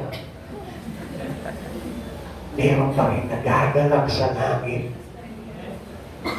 Dalawang anghel. Ay, biro lang ako. Sabihin mo sa katabi mo, yung nandito ka ngayon, Yung nandito ka ngayon, libo-libong anghel ang nagdiriwang sa langit. libo-libo. There is joy in heaven kapag meron pong nagre-repent sa Kanya. Amen. Yung pagpunta mo dito, libo-libong anghel ang masaya. Kaya na, tingnan mo yung matabi mo, masaya. Ay, hindi anghel yan pag hindi masaya yan. Pag nakita ka niya, halimbawa na, nakatabi mo, halimbawa yan, nakatabi mo, tumabi sa'yo, upo sa tabi mo, kailangan niya, pag tabi pa lang sa'yo, masaya, praise the Lord, nanay, nandyan ka. Pero kapag ka umiinom sa'yo, ay, hindi, anghel yan, maniwala ka. Tingnan mo yung katabi mo ngayon. Kung ini-smile ka yan, kung bago ka dito sa church na ito at hindi tumawa o umismile sa'yo, pumati sa'yo, yung katabi mo, I tell you, hindi anghel yan. Kasi sabi po dito joy in heaven over one sinner who repent. So, ibig sabihin dapat pag nakita ka ng anghel, buong kagalakan na bumabaw sa langit. Amen?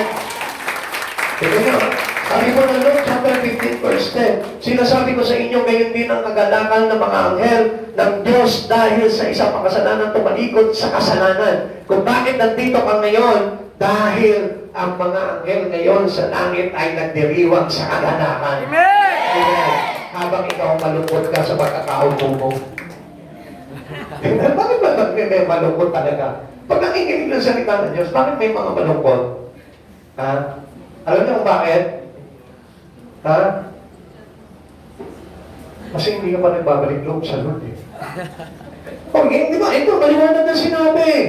Pagka ang isang makasalanan tumalikod sa kasalanan, libo-libo mga anghel, may kagalakan doon sa langit. So, ibig sabihin, kaya malungkot yung mga bagay na sa buhay mo, kasi nga hindi mo dama yung kagalakan sa langit.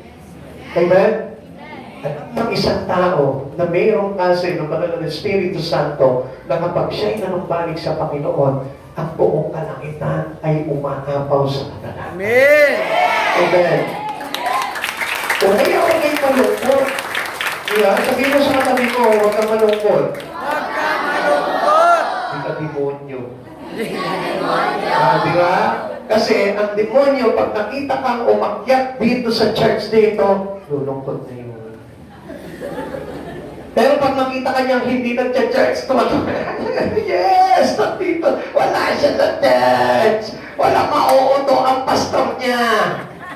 Tuwan-tuwa ang demonyo. Amen, hindi niyo napapansin yun?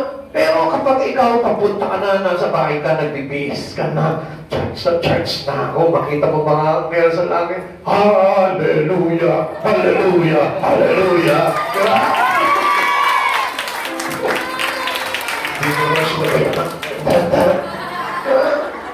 Kung may gano'n, kailangan may kagalakan na yun. Hindi nga natin dito sa likod parang walang kagalakan dito, parang... Tayo. Ano bakit na dito? May mga anghel ba dito? Meron naman pala di ba? Kaya lang, nakakalungkot ang daming bakanting upuan, no? Sabi ko, Pag merong tabing bakanting upuan, ang sabi niya, sabi ng Lord sa iyo, ng Holy Spirit, magakay ka. Uy, magakay ka. Wala akong katabi, o sister, ang dami, o yan, 1, 2, 3, 4, 5. Naku, di ba, sa next week, uy, susunod niya, sister, hindi na pagkakaupo dyan. Kaya dala na kayo dyan, sister, dalawa yan, tig-isa kayo ni brother. Ay, ati pala kayo ni Sister Gemma, oh. Sister, marami kang nakakain. No? Sister Mary Ann, magkami na yan. Ako, Sister Marisa, 3. Mautang talaga si brother, ano? Ikaw talaga, alam niya talaga kasi na nagtitiklaran ng Lord talaga, na pag may bakanting upuan, nabulungan ko kasi kahapon yan, ano? Aray, 2 yan. Tig-isa kayo ni nanay, sa kanya yung isa. Yun, pera. Kayo na naman po, si Brad Conrado, Sister Minerva, magkahati kayo. Hatiin niyo yung tao, dapat kayo pag-akyat niyo dito, akay mo sa kabila. Ano po yan?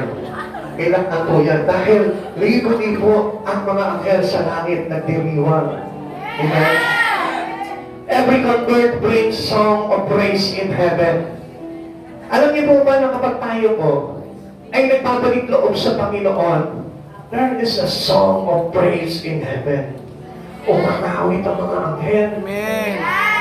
Alam niyo ba, kapag ikaw hindi ka nag-church, pati mga anghel sa langit, hindi makapag-awit, hindi makapag-puti.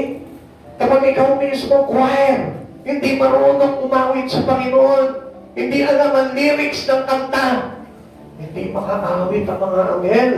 Dahil, if you are really converted into Christ Jesus, I tell you, mayroong awit ng papuri sa kalangitan. Amen. Praise the Lord. Bawat tao na nagbabago, umaapaw ang pagpupuri galak sa langit. Kaya nga, alam nyo, kaya tayo nakikilala ng buong kalangitan. Dahil kapag nakikita niya na tayo'y nagbabago, nagbabalik loob, nagpapakumbaba, mundihig, inutawad, nakikilala pala ng Lord yung pangalan mo. Dahil yung pangalan mo ay inaawit ng mga anghel sa langit na nagbalik loob. Amen? Alam niyo, parang ganito yan eh. Kapag ikaw pala, humingi ka ng tawad at naglikod ka sa Panginoon, nagbalik loob ka sa Panginoon, yung pangalan mo, inaawit ng mga anghel. Parang sinasabi niya, si Brother Ron, bumalik na sa Lord. Si Brother Ron, nagbalik na sa Lord. Parang mahulog. Joke lang yun. Ganun yung inaawit nila. Ngayon, maalala mo ngayon ang ating Ama, ang ating Panginoon Jesu Cristo. Sino raw? Pakilakas nyo nga mga anghel.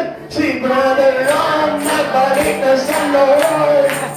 Si Brother Ron, nagbalik na sa Lord. Masaya sila.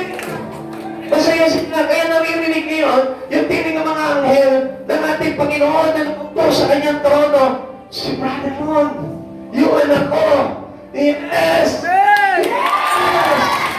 Tagumpay! Tagumpay! Sinisigaw sa langit, tagumpay! Wow! Ay, lilig! Lilig ito. Wala ka ng tawa. Basta puro papuri lang ang puno. Ha? Tawa-tawa kayo dyan.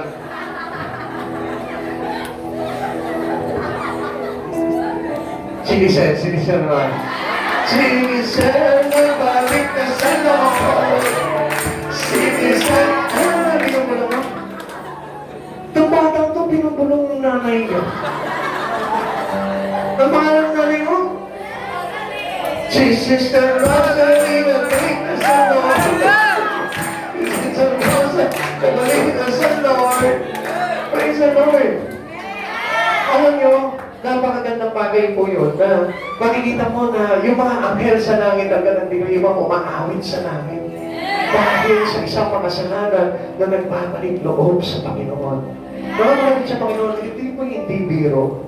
Masaya lamang po pakinggan, pero gusto ko po na malaman nyo, yun ang katotohanan na nagdiriwang ang libo-libong anghel, ang buong kalangitan. Amen. Dahil sa isang taong makasalanan na nagbalik at nagpabago. Amen. Kaya nga, every time na ikaw, nagpapalik loob ka sa Panginoon, yung pangalan mo inaawit. There is a praise of song in heaven. Amen. We make heaven glad when we lead people to Christ. Pag nag-aakay po tayo, halimbawa si Sister Janine, halimbawa nag-aakay, wala pa si Sister Janine, hindi ko na sinirina. Yan, wala na yung mga sama ko dito. Happy God, si Happy God. Yan. Pag nag-aakay ito, ang sabi ko dito, we make heaven glad when we lead people to Christ. Si Happy God, magbalik na sa Lord. Yung may pradya, babalik. Ay, nanonood ba tayo sa boyfriend mo? Babalik na yun. Nanonood ba kayo? Nanonood ba kayo? Si ate ka, kasal ka na. Diyan kayo masaya. Pero praise the Lord. Kasi every time na tayo po, babalik loob sa Panginoon, umaakay ng mga tao patungo sa ating Panginoon sa Kristo. Lord, praise God in heaven. Amen. Lagi may kagalakan po doon. Kaya, tayo po mismo, dapat tayo kapag sumasamba tayo sa Panginoon, praise always God. Amen. Kaya, lagi may galak sa puso. At alam niyo po ba, na kapag may galak ka sa puso, bilang isa mananampalataya ni Yesu Kristo, langit na yung mararamdaman mo. Amen. Aking nadarama sa tuwing kasiliga. Ang puso ko'y sumira, hanggang sa'yo'y sumasamba. Maraming ang aking Nadarama. Yung masarap na sayaw nga dito. Yung masarap na sayaw. Ano yung sayaw niya? Ano ba? Yung tamang sayaw niya? Sige, tuloy mo na. kapag sa'yo'y Kaya, sumasamba. mapigil na siya mga mga sige. Ang hilangan mo ay pag-ibig ko, pagod sa buhay ko. Kalakasan ko, kalakasan mo, ikaw ang nais ko. Ikaw lang ang pupurihin, ang kawalan mo. Nakasalit, matagal na iyong mayawanin, ang kahit ko'y iyong pinigil.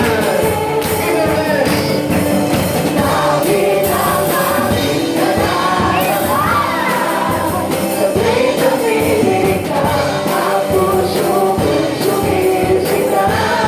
Kapag sa'yo'y sumasamba, lawin ang aming nadarama. Sa tuwing tumitig ka, ang puso ko'y sumisita. Kapag sa'yo'y sumasamba. Praise the Lord. Thank you, Lord. Kaya wala ka kasi yun, diba? Meron tayong awitin, meron tayong magalakan ng maaawit na nagpupuri sa Panginoon kasi sinasabayan po palagi tayo ng langit po niyan. Kaya dapat lagi po tayo masaya. Kaya lang, kung hindi namin gagawin at susundin yung mga bagay na yun, also the hell cares. Ang langit ang impyerno mismo, nagmamalasakit din. Wow! Nagugulat tayo, pati yung impyerno, may mga sakit din pala. Yes, tingnan niyo po ha. Okay. Compare the rich man and Lazarus in life. Kung mapapansin po natin, ito po mayaman, tsaka si Lazaro, ang laki ng pagkakaiba po nito. Ang sarap ng buhay nito mayaman, pero si Lazaro, hirap na hirap siya. At nag-aabang lamang po siya ng mumong mananaglag doon sa pintuan ng mayaman. Kapatid sa Panginoon, kung mapapansin po natin dito yan, many people today doesn't want to give their sacrifice in regards with Christ Jesus. Ayaw nila mapagod. Ayaw nilang masaktan ang kalooban nila sa pag-aakay ng kaluluwa. Isa sinasabi nila, mahirap, tumatanggi ang tao, maraming dahilan ng tao, umaayaw ang tao, ayaw nila that they feel rejected. But you know one thing, you must know one thing, that Jesus reject. Si Yeso Cristo mismo na reject. That's why we, as one with Christ, need to be one with the sacrifice of Christ. Kaya natin ginagawa yung mga bagay na yun, hindi naman para lamang umakay eh. To feel what the sacrifice of Christ having when He was here on earth. Nung nandito siya, nung nagme-minister siya, gusto ng Diyos na ito na maranasan mo rin yun at mapagtiisan mo rin yung mga bagay na naranasan ng Panginoon Kristo. Alam niyo po ba, ito pong mayaman na ito, nagpakasarap lang siya sa buhay. He don't mind if people surround them having salvation in Christ. Wala siyang pakialam doon. Basta pagtingkuran niyo siya. Basta ibigay niya yung pangangailangan niya, basta siya masaya. And what has happened? Tingnan po natin. Luke chapter 16, verse 19 to 21. May isang mayaman lagi nakasuot ng mamahaling damit at saganang-sagana sa pagkain araw-araw. May isa namang pulubing nagangalang Lazaro na tatag ng sugat sa katawan at nakahiga sa may pintuan ng mayaman. Sa hangad naman na patapunan man lamang ng mga bubong mahuhulog mula sa hapag ng mayaman at doon nilalapitan siya ng aso at dinidilaan ang kanyang mga sugat. So napakalaki po ng differences po nila. Yung isa may sakripisyo, yung isa nagpapakaginawa sa kalayawan. Yung isa nagpapagal sa buhay, yung isa naman nagpapasarap. Yung isa kompleto na lahat ng bagay, yung isa wala ni kahit na ano. Yung isa tumikilala sa Diyos, nagtitiis para sa Panginoon, pero yung isa nagpapakasarap para sa sarili. Ang laki po ng problema po nito. At ang laki ng pagkakaiba po nito. Katulad po ng pamumuhay po natin. Sometimes we don't want that to give our sacrifice, our hardship to Christ Jesus. Ang gusto naman po natin mag-gain tayo ng kalayawan ng mundo. Yumaman tayo, magkamal tayo, magkaroon tayo ng maraming mga bagay-bagay sa mundong na ito, sa buhay nito. Pero hindi natin sinikap na magtiis ng hirap for the glory of Christ Jesus. Compare them in depth. Kung ihahalin tulad natin sila sa kamatayan na dumating sa kanila, Luke chapter 16 verse 22, namatay ang pulubi at siya ay dinala ng mga anghel sa piling ni Abraham. He said, a person who has a regenerated power by the Holy Spirit, meaning nag-convert, nagtiis ng hirap dahil sa pagbabago na ginawa sa kanya ng Panginoon, saan siya dadalhin kapag siya'y namatay? Sa piling ni Abraham doon sa kalangitan. But, noong namatay rin yung mayaman, inilibing. So meaning, he was directly into hell. What comes next? Ano po nangyari po dito? The cry of the rich man in hell. This is how the hell cares for our soul.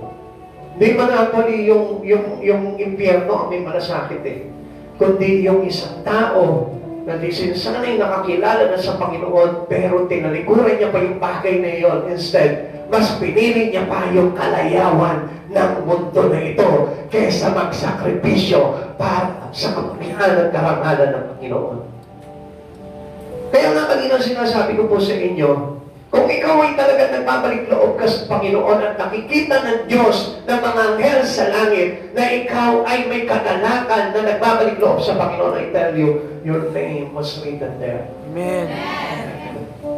Naririnig po yan. Kaya kapag namatay ka, directly, iaakyat ka doon sa piling ng Diyos.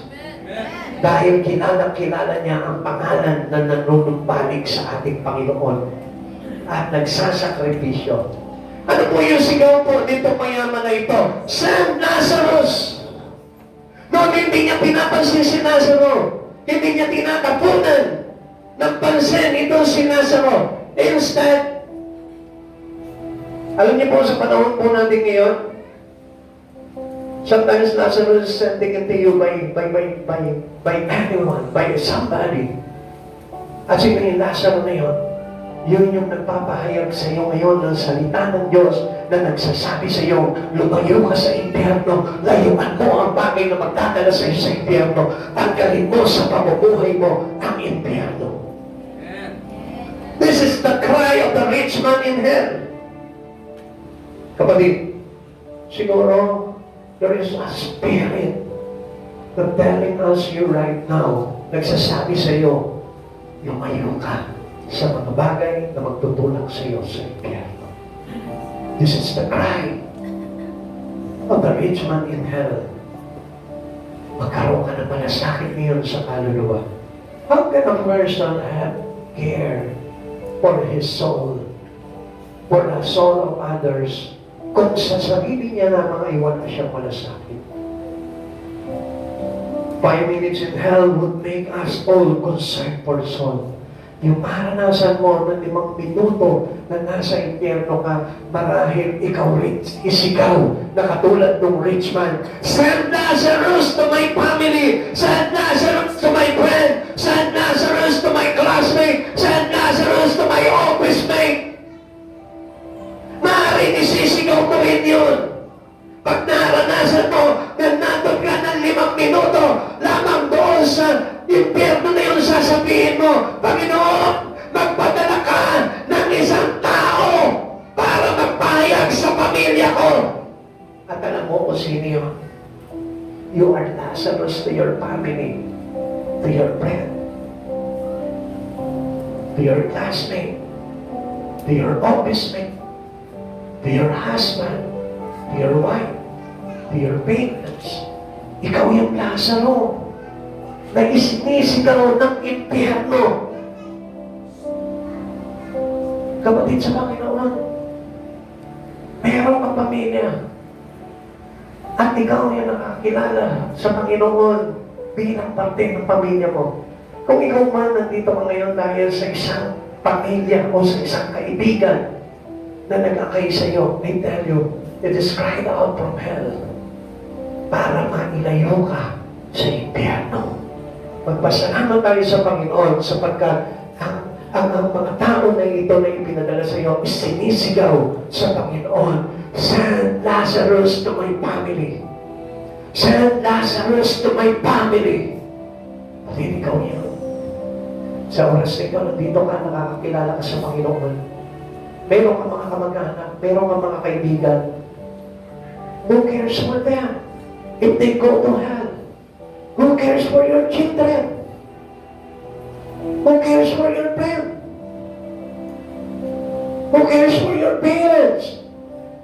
Sino magmamasakit sa kalot mo ng iyong mga anak? Sino magmamalasakit sa kaluluwa ng iyong mga magulang?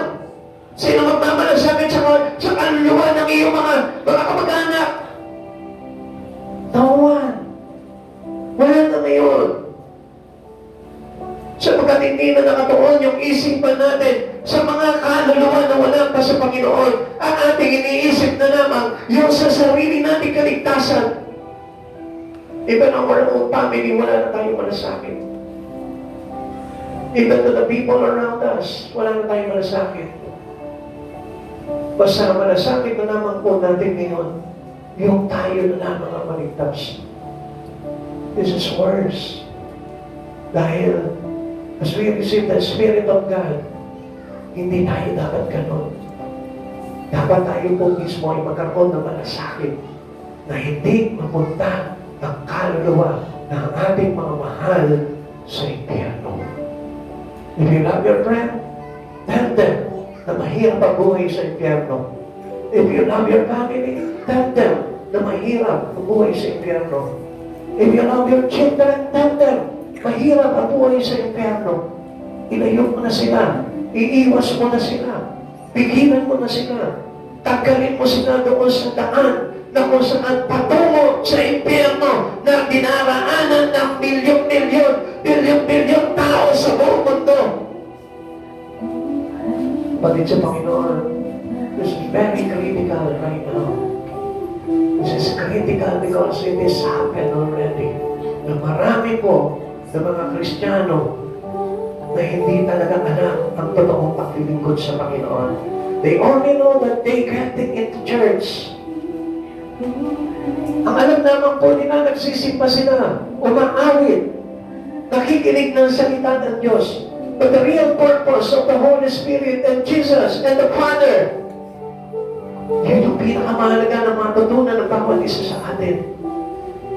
Their purpose, the heaven purpose, the Father's purpose, Jesus' purpose, the Holy Spirit purpose. And what is this purpose? Yung magkaroon tayo ng malasakit sa ating mga kaluluwa at sa kaluluwa ng iba. Kung nandito ka ngayon, binabaliwala mo. Nandito ka ngayon, hindi mahalaga sa'yo. Pero I tell you one thing, pagdating ng araw, marirealize mo katulad ng mayaman ngayon na nandun sa impyerno. Ano sabi niya? Kung wala na siya talagang pag-asa, pasabihan na lang ang kanyang pamilya, papuntahin si Lazaro at sabihin na pagsabihan ang kanyang mga kapatid. Mga kapatid sa Panginoon, we have already our Bible, which is the words written by Moses and prophets. Doon pa lang makinig ka na, maniwala ka na, and for sure, you will be saved. At kung dito pa lang sa aral na ito, hindi ka naniniwala, make down kung maliligtas ka o hindi. Sapagkat ang kaligtasan ay sa mga tao na nananampalataya sa ating Panginoong Jesucristo at sa kanyang dakilang salita. At sa oras dito, if you believe in Christ Jesus, and if you are real person, Christian, na nabago ng ating Panginoon, you have a heart, you have a cares for the lost soul. Ito lahat ay magsitayo sa presensya.